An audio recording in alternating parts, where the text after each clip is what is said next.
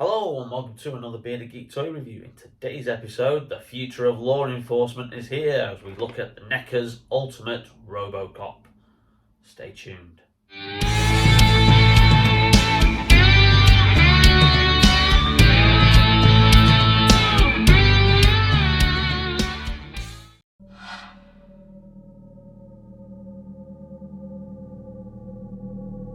We get the best of both worlds. The fastest reflexes modern technology has to offer, onboard computer-assisted memory, and a lifetime of on-the-street law enforcement programming. It is my great pleasure to present to you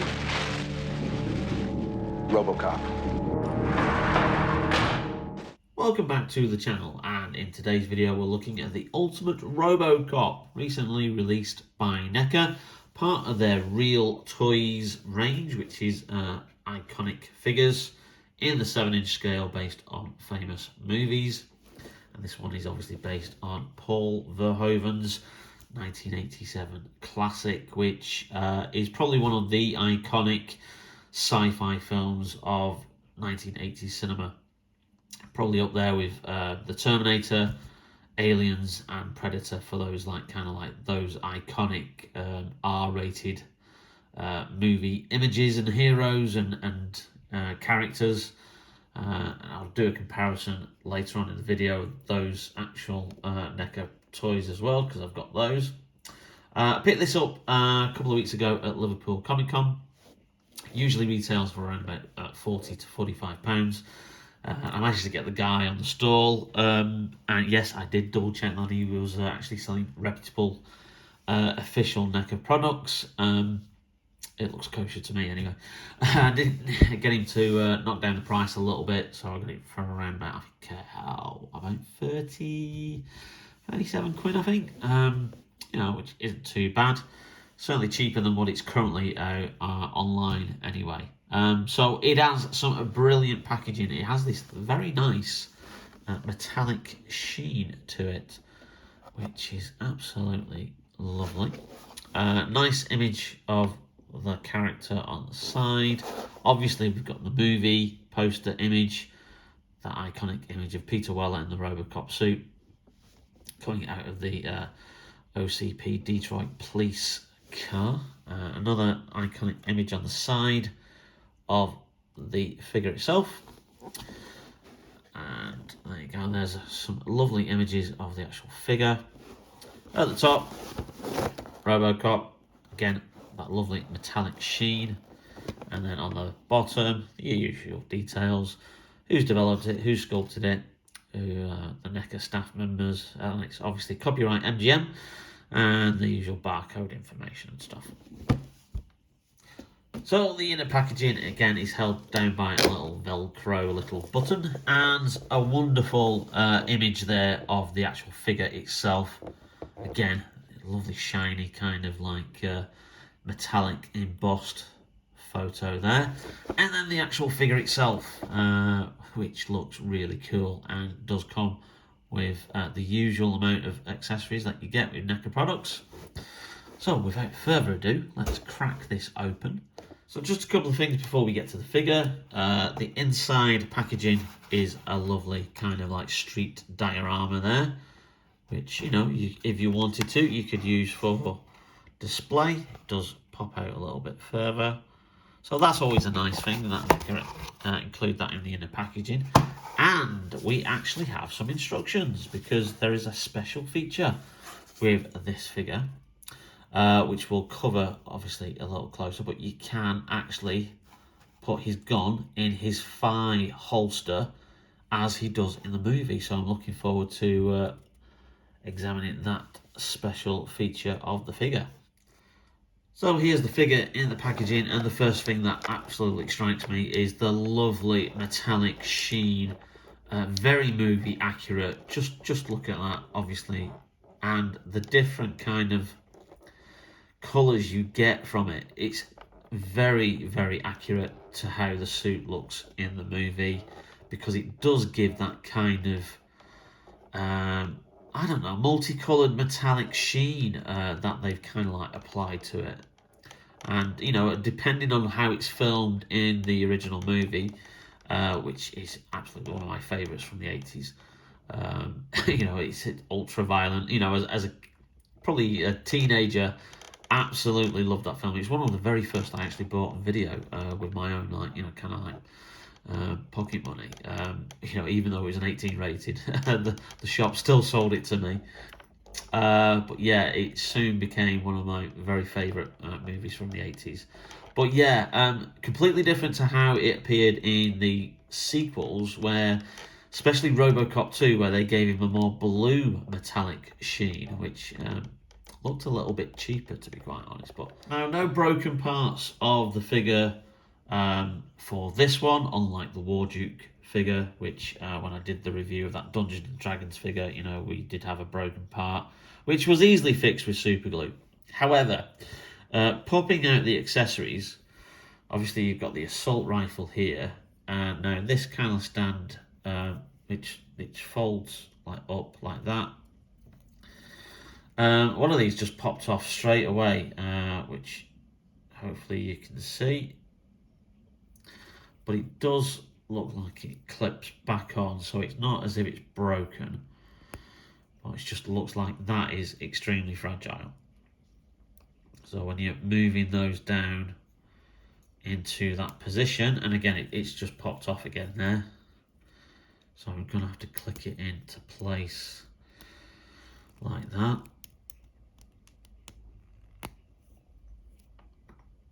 There you go. So you can actually then have the rifle like that as so. So that gives you a stand-up feature there. Closer look at the hand with the data jack, which obviously he then uses spoiler on a film that's like 36 years old now. Wow, blimey, I feel old.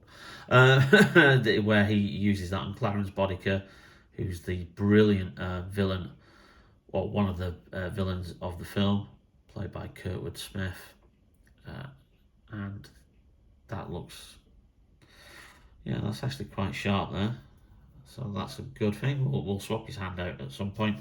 Then you've got the gun here, very movie accurate. No wash or detail on it. Well, obviously detail, but no paint detail on there, which is a little bit surprising. And then you've got this kind of like blast effect here, which, as you can, if you can just about see there, I think that fits in like so. Or does it fit in that way? Let's just have a quick look. No, I think it fits in that way. So you could have the gun firing with its muzzle flash there. I think that's what it's meant to represent. I'm not sure whether that looks quite as it should. Just looks like there's a big kind of like grey looking cloud on the end of the gun, so I'm not sure I'm going to have that as a display piece, but it's a nice little option. And then finally, the obvious extra is the head, and they've really captured Peter Weller's likeness there. Very, very well detailed. I'm a little bit surprised you only get one head, because usually you get at least two with NECA figures. The detail on the back there with the circuitry, and you know, just the paint job there. That's highly detailed. Yeah, I thought they probably would have done, like, say, a battle damaged head and a battle damaged chest piece for when he's like been beaten up by Ed 209. I thought that could have been a swappable nice head solution, but again, that's probably a variant figure that they're gonna choose to release probably further down the line. You can actually get this Robocop figure in a pack where he comes with his chair where he sleeps at night. And that's a bigger set, and I think that's around about £80. Yeah, I didn't want that. That's too big a display piece for me. So here's the figure itself, and again, just as I said, that silver paint job just pops out and hits you straight away. And then you've got the very, very accurate, kind of like very shiny, almost plastic style black parts of the costume that they had. So it was that real contrast between, you know, a mechanical, robotic man, which I think obviously was the whole point. One thing have noticed, this guy is really, really stiff. The joints are very, very stiff. The head is movable, so you have got articulation, but I'm just gonna warn you to be a little bit careful, given how fragile sometimes NECA products can be. You know, you just take your time with the joints, because what you don't want is for these guys to break, because NECA does have that reputation of sometimes having very, very fragile figures. Now, we have a little mechanism here, and I think this is related to his thigh holster. So I'm just going to have a quick look at the instructions, and then let's see if we can get this working. Woman, go. You are under arrest. You better back up, pal! Your move, creep. Now here are the instructions, and as it says there, you press the lever on the back of Robocop's thigh, and it does open the holster chamber where you can then store the pistol, and then you close the chamber there. So I have had a little bit of a play with it, and it is working. I haven't put the gun in the holster yet, so let's just get this on camera. Okay, so if you press this button here, you see that pops up. Very, very movie accurate, and that is a very, very cool function. You can see the spring, obviously, that's operating the mechanism just there. So we then put the gun in, and you can slide it in. Oh, I think you can slide it in. I should have practiced this. So there you go. It clips in there.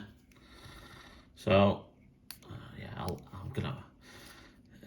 I've edited this bit of the video, so if you've just seen a jump cut, that's probably why, because I was having difficulty getting the actual pistol in there. So there's the pistol in the storage thing, and then what you do is you push that. Oh dear. God. Oh, brilliant. Okay, let's try again. It's very finicky, isn't it? Yeah, that's not going to go down at all. Right, I'm going to have a practice with this off camera rather than embarrass myself even more. We'll be right back, folks. Right, okay, I've had a bit of a play with it off camera, and the thing is, you put the gun in, and that section there, if you can see, is obviously where the holster is meant to, the gun is meant to hold on. But then the problem is, when you're sliding it in, your actual holster of the pistol is then popping out, and then oh, and now it works. Okay, that's the first time it's worked. And actually, in attempting to do that, this section of the thigh actually broke off completely, and I actually thought, oh crap, I've broken the figure. But it's a very delicate mechanism, and I was able to then fix it back in very, very quickly. It just clips in. It just clipped out, unfortunately. But yeah, that's a very, very fragile mechanism, and it does say on here, do not press the side panel, it may break the function. And I wasn't pressing the side panel, I was just trying to get obviously it by pressing the front panel only. But what was happening was the holster there was popping out and not going into the back of the thigh, and then that caused the side panel to then pop out of its little kind of like hinges that it was on. So it's very, very delicate. It's very, very fragile. It's a great function to have, but I'm not going to be using it. Because, yeah, obviously, as you can see there, literally, because that blaster pistol is just held so loosely in that position that it doesn't really like hold in there. So you're going to have a lot of attempts trying to get that in there. But it's a nice function to have. I can see what they were trying to do. And I'm going to say, you're then having to... I'll clip that in. Yeah, so that's such a delicate thing. I don't think I'm going to mess with that anymore. Because, you know, I don't want to damage the figure or break it permanently. But I can see what they were trying to do. It's nice if you want that as a display option, but not for me. And obviously I do like him with the actual pistol rather than the rifle, so that's probably going to be the preferred display option for me. Now, let's just move that arm back. Very, very stiff, like I said. So let's try with the head swap and the hand swap next. So the head popped off very, very easily, as NECA figures usually do. It is, like, as you can see, on a ball joint there, so very easy for you to pop on and off. And here is the alternate head. Let's just see how easily this goes on. Yeah, they pop off easier than what they actually go on. So there we go. There we have Robocop without his helmet on when he's unscrewed it from his head. So that looks really cool. Like I said, that is an absolutely stunning likeness of Peter Weller. That is brilliant. One thing that NECA always does well is the actual face sculpts. You know, they don't really use digital face printing like Hasbro do, but they are just absolute masters at capturing actors' likenesses. So let's see if the hand is easier to pop off. And that's going to be a big fat no at the moment. What are your prime directives? You have the right to remain silent. You have the right to an attorney. What is this shit? Anything you say may be used against you. So I had to use just a little bit of warm water just to loosen that up. So it does now pop off as we've just softened the plastic a little bit using the boil and pop method. Obviously, be careful if you're going to have to use, like, you know, very hot water to try and soften up the joints of any like particular pieces like this. But yeah, so that's easy enough, and then this should pop on. This hasn't been in hot water, but it should. There you go. There you go. That was a struggle. That was an absolute struggle. Oh, wow. So, there he is. Let's get him on camera. This figure, he's a bit of a pain in the arse, actually. There he is with his data jack, alternate hand. It's a good display option. Obviously, that is how he looks at the end of the movie. Bar, he's got a few more battle scars on the suit. Obviously, when he then skewers Clarence with his data jack there. So that's a good display piece option for you there. It's a shame he doesn't come with an alternate hand on this side, because then you could have him with the blaster and or the rifle in his left hand with that option. So I feel not Hasbro, NECA have missed out a bit here. Yeah, you know, the accessories that it comes with, the extra pieces are great, but usually, like I said, NECA pieces do come with you know, 2 alternate heads, and they usually come with at least a couple of extra hand options. So I'm not sure what's caused them not to include that in this instance. But there you go, there's a display option for you. So here he is on our little turntable, just to give you a little better view of what he looks like. And obviously all the detail of the actual figure, very movie accurate around the back. They haven't skimped on the sculpt here at all, and I just think he looks absolutely awesome. But I'm going to get him swapped back to his usual helmet look and get him with the blaster pistol in his hand and give you a little view of what that looks like as well. And here he is with the assault rifle. So that's quite a bulky thing for him to have. And but that's another display option for you. And he's going to hit the box there, so I'm just going to have to lift him up slightly, and so he doesn't knock himself off. But yeah, I think that's a little bit too chunky. He's not. That's not his default look with that blaster. He only has that rifle a couple of times in the film, so I won't be displaying him with that. But it gives you another option. He's really good. He's not a guy, he's a machine.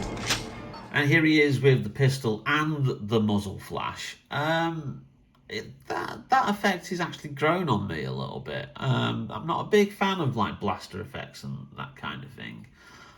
Sometimes I don't think they necessarily always work, but yeah, I kind of like look.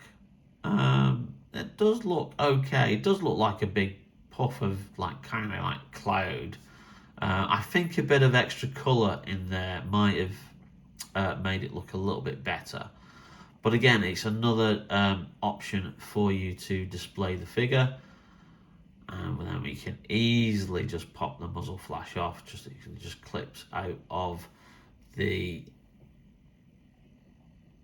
end of the pistol. If we just take that off like that, and then there you go. You've then got that iconic Robocop look from the classic 1987 film.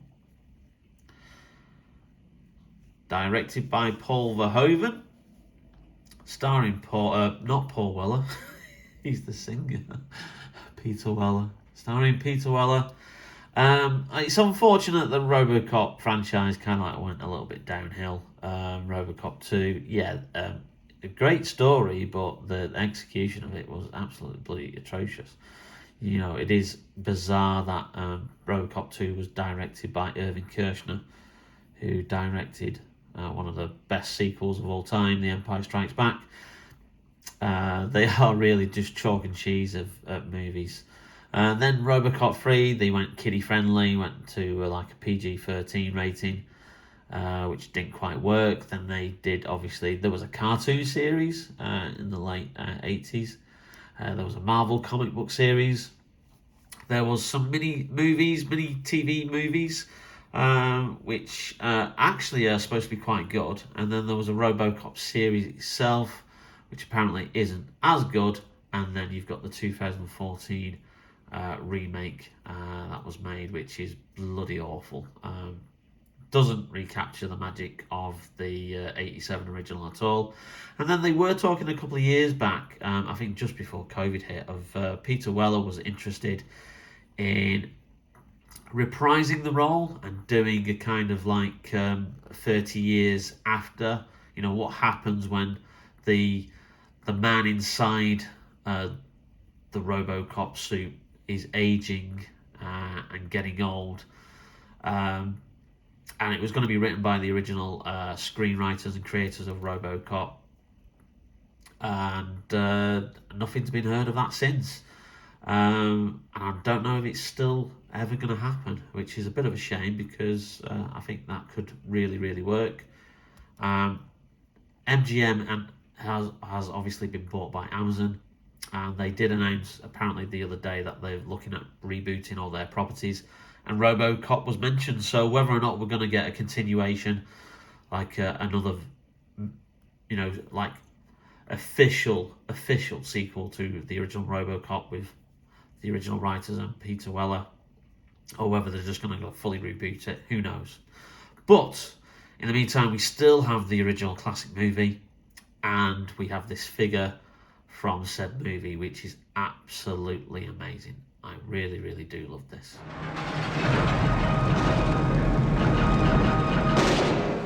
Robocop. And just to finish the video off, here is the Robocop figure amongst my other 80s icons of sci-fi horror, shall we call it? R-rated sci-fi. These iconic characters. You have the NECA Alien. You have the Predator, also produced by NECA. That's from the first Predator film. And I'm cheating slightly. This is not the original Terminator from 1984's The Terminator. This is actually my T2 Arnie figure. But he kind of like can stand in for this display. Yeah, Robocop fits in really, really well. Absolutely brilliant. Cannot recommend this figure enough. The mechanism is a little bit fragile, a little bit delicate. Do be careful. Besides that, that's probably the only criticism. Plus, you know, it could have come with some more extras as well. Perhaps another alternative head, perhaps a replacement chest piece as well. But that's my only criticism of this figure. Absolutely brilliant. Around about £40 if you can pick it up somewhere. And I hope you liked the video. Please leave us a like. All that good stuff. If you haven't subscribed, hit the subscribe button and also the notification bell to be notified whenever we upload any new videos.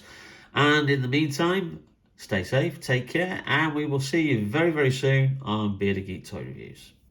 Take care now. Bye.